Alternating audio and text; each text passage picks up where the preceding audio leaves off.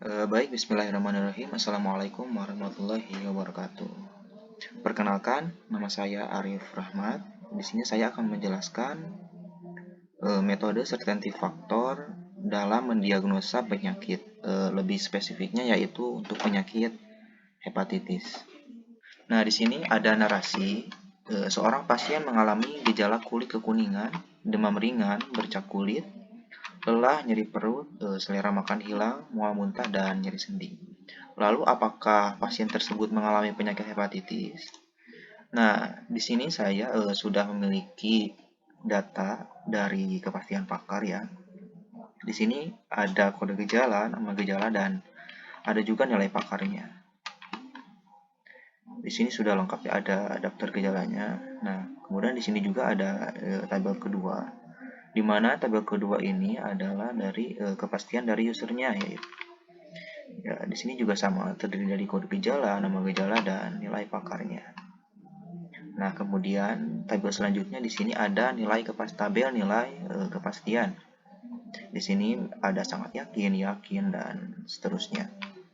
Untuk apa sih tabel nilai kepastian ini? Nah, tabel nilai kepastian ini untuk menjelaskan dari nilai ini. Nah, nilai pakar di sini. Misalkan di sini ada data 0,2. Di sini 0,2 keterangannya tidak tahu. Nah, jadi di sini menjelaskan bahwa user itu tidak tahu bahwa dirinya itu mengalami gejala kulit kekuningan atau tidak.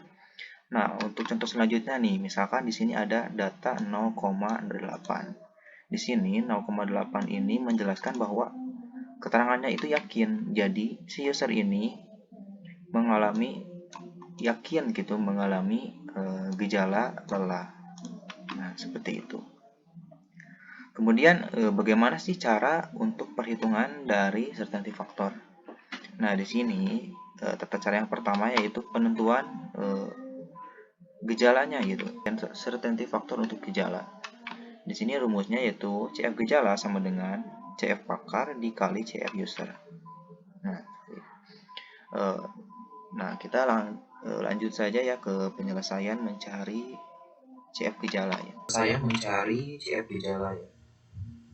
Untuk rumusnya yaitu CF gejala ini adalah CF pakar dikali dengan CF user. Nah, di sini untuk HB1 di sini CF pakarnya itu 0,8 untuk kekuningan dikali dengan CF user 0,2 ya.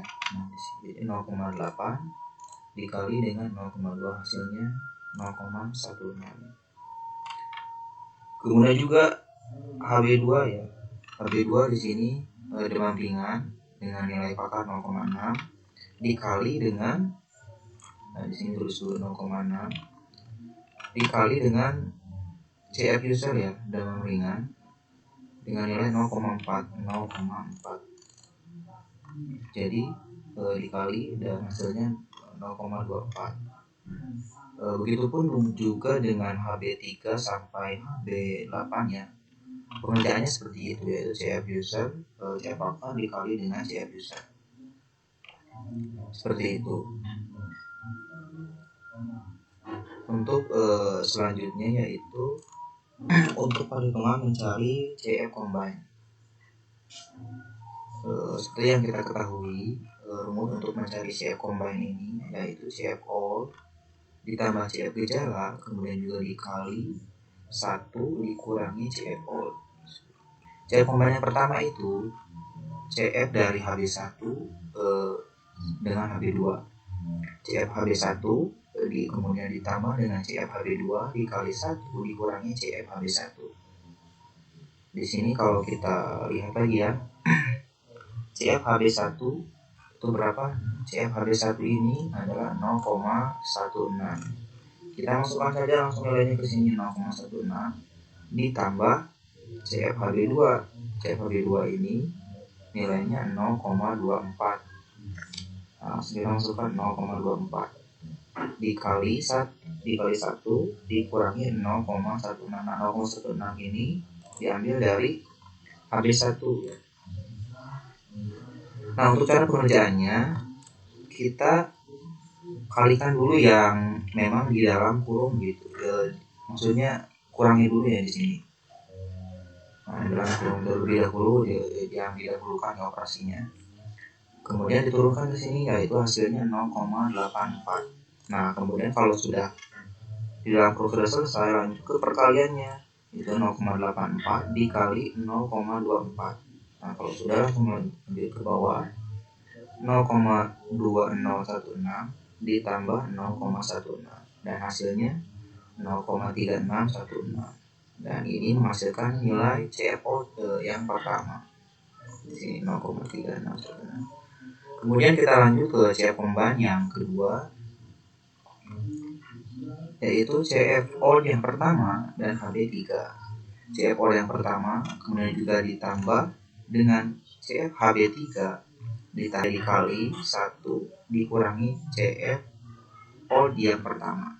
Nah, 1 dikurangi 0,3616 ini adalah ya CF old yang pertama ya. Di sini dikurangi dan hasilnya 0,6384 dikali dengan 0,24. Nah, kalau sudah itu kita turunkan ke sini. Hasilnya ini ya. Ditambah dengan 0,3616 dan menghasilkan CFO yang kedua. Begitupun juga dengan CF combine yang ketiga. Di sini CF combine yang ketiga yaitu CFO yang kedua dengan HB4. Di sini CFO yang kedua ditambah CFHB4 dikali 1 dikurangi CFO yang kedua. CFO yang kedua itu yang dari atas ya, dari sini. Kemudian diturunkan ke sini, sini dan ke sini ya. Kemudian setelah itu kita operasikan dulu yang di dalam kurung dan ini hasilnya.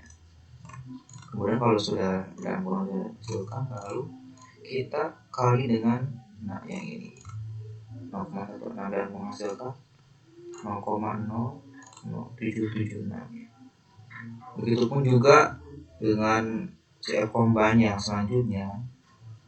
Memang yang jadi kurangan dari sekreti faktor ini kita harus menggunakan satu ya, yang dua maksudnya.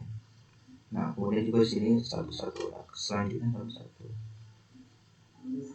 Lanjut sampai ke HB8 ya. Pengerjaannya sama saja ya, jadi pengerjaannya kayak berulang gitu, tapi tidak bisa di satu kalikan gitu, kecuali memang pakai bahasa pemrograman, langsung pakai pemrograman ya. Nah, di sini ada hasil akhir dari CF combine-nya, yaitu menghasilkan CFO yang ketujuh ya, dari diulang dengan HB8 yang terakhir dan menghasilkan CFO yang ketujuh yaitu 0,9083. Nah, selanjutnya setelah menyelesaikan CF combine, lanjut ke perhitungan mencari CF persentase. Perhitungannya rumusnya yaitu CF combine dikali 100%. Di sini datanya dari atas ya, 0,9083 yang terakhir dikali 100%. Jadi menghasilkan 90,83%. Nah, di sini jadi diagnosa penyakit untuk hepatitis pada user ini yaitu 90,83%. Nah, selanjutnya kita lanjut ke pemrograman Python-nya ya. Baik, di sini saya akan menjelaskan listing program Python untuk diagnosa penyakit hepatitis menggunakan certainty factor. Nah, di sini untuk yang saya blok yang pertama nih, di sini ada inisiasi untuk penyakitnya. Nah, di sini ada P01, di sini P01 untuk kode penyakitnya ya, dengan nama hepatitis. Nah, di sini juga ada gejalanya. Bentar. Nah, di sini ada gejalanya dan di sini adalah kode-kode untuk masing-masing gejala ya. Nah, seperti itu.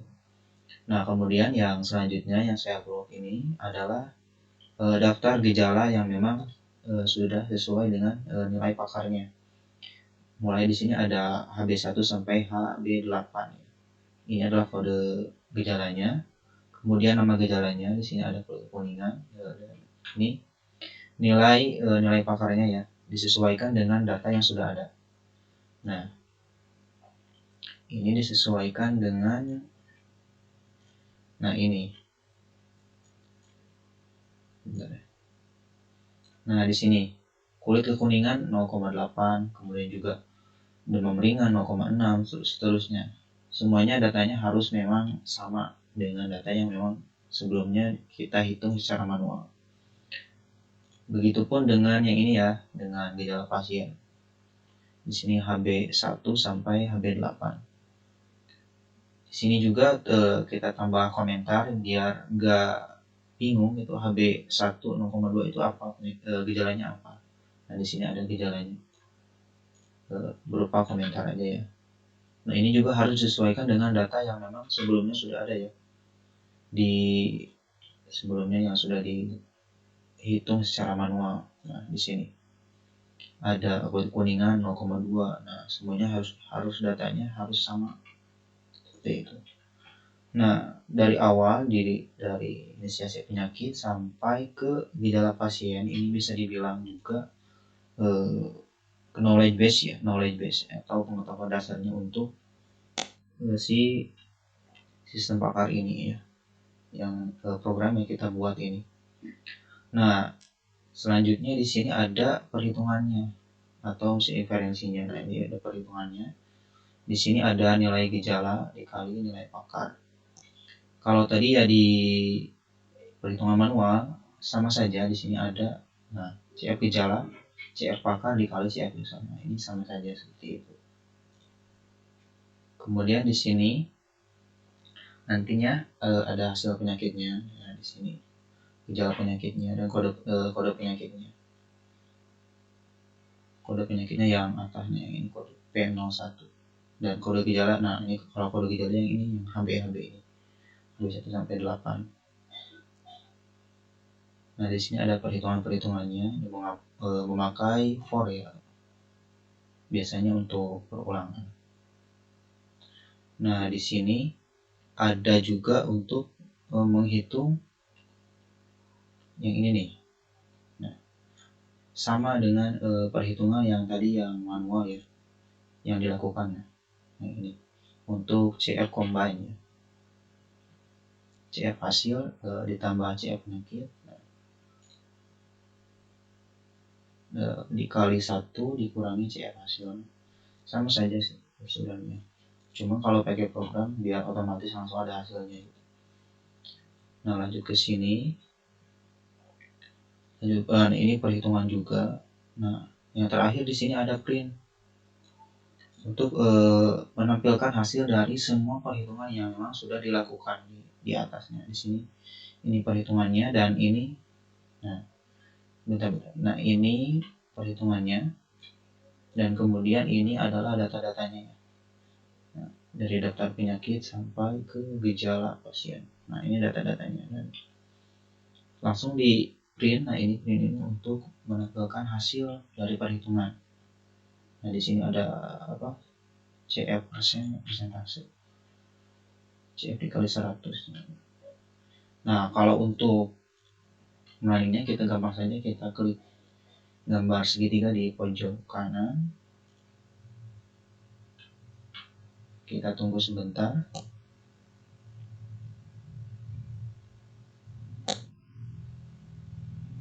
Nah, ini ada hasilnya. Hepatitis sama dengan 90,83%. Dan hasilnya memang sudah sama dengan perhitungan yang dilakukan secara manual. Ini 90,83%. Ya.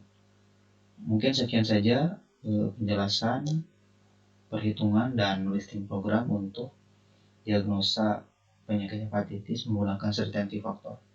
Kurang lebihnya mohon maaf. Wassalamualaikum warahmatullahi wabarakatuh.